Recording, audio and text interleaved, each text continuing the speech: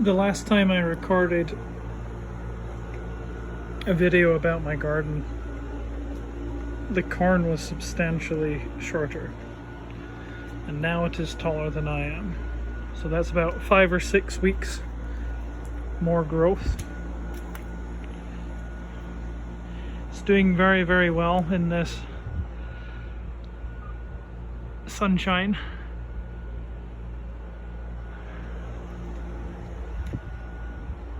I transplanted one of the watermelon plants that wasn't getting much sun into here.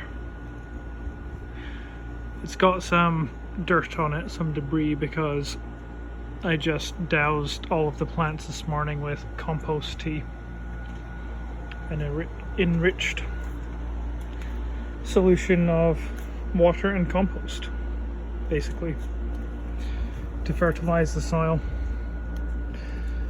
These watermelon plants, we'll see, they might not have been planted early enough, but they're very happy. We've got some flowers. The old one was right here, so now this one has a bit of room to crawl and get more sunlight. This is the biggest watermelon plant. It's doing well.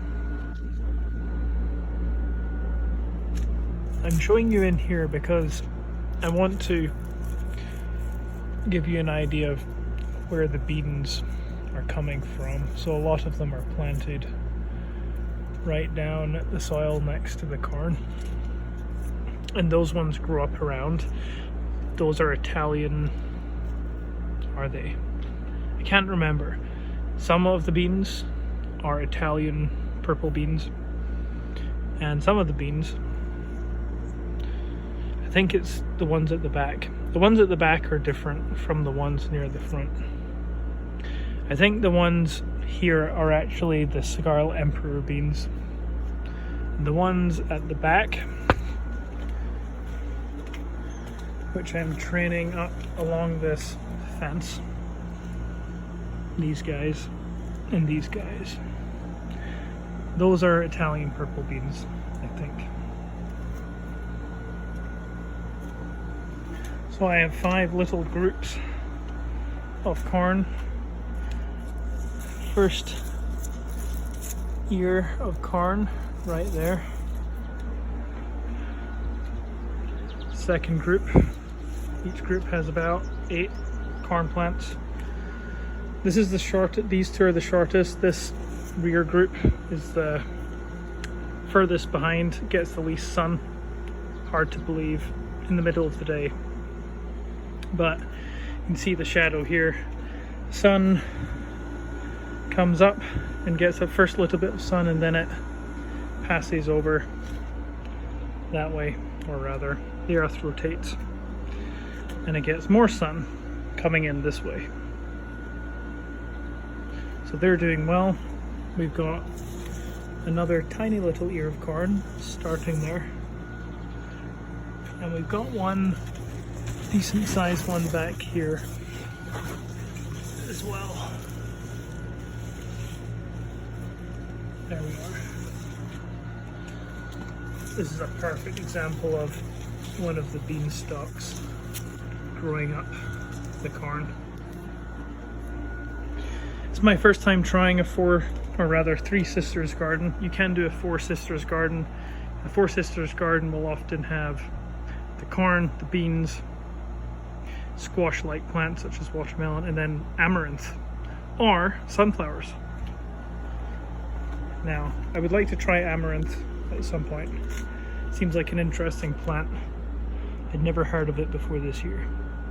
Those watermelon are doing well. The beans at various points are doing well. And then, as we get over here, well, actually, we have another squash plant tucked in there. This is the only summer squash plant that actually sprouted, but it doesn't get too much sun. I think the only thing that will save it is its short life cycle. Oddly enough, apparently fruits appear within 45 days, which is much shorter than all the other plants that I have in here. So it might do all right if we see some major growth in the next 3 to 4 weeks.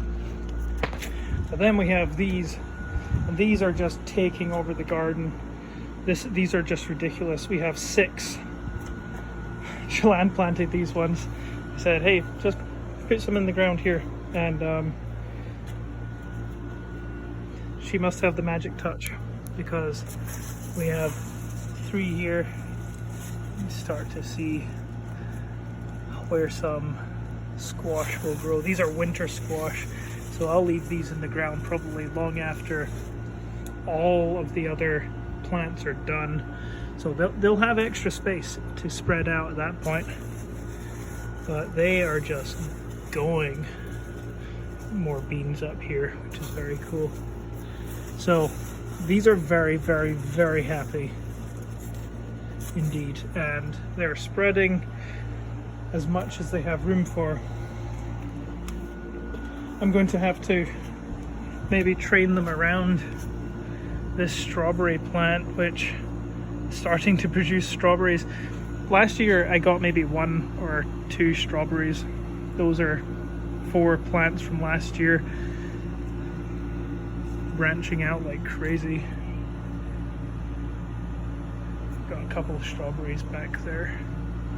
But this year, although the original ones are doing very well, especially the new ones are also doing well, I think the biggest difference is I've been doing the compost tea, and I think that makes a difference. I've got some random moss there, which I planted last year to try and keep weeds out, and now it's just a happy little moss plant, which is funny. And then we have our 7th winter squash plant back here. We have another strawberry plant here as well. What do you think of the plants, Calypso?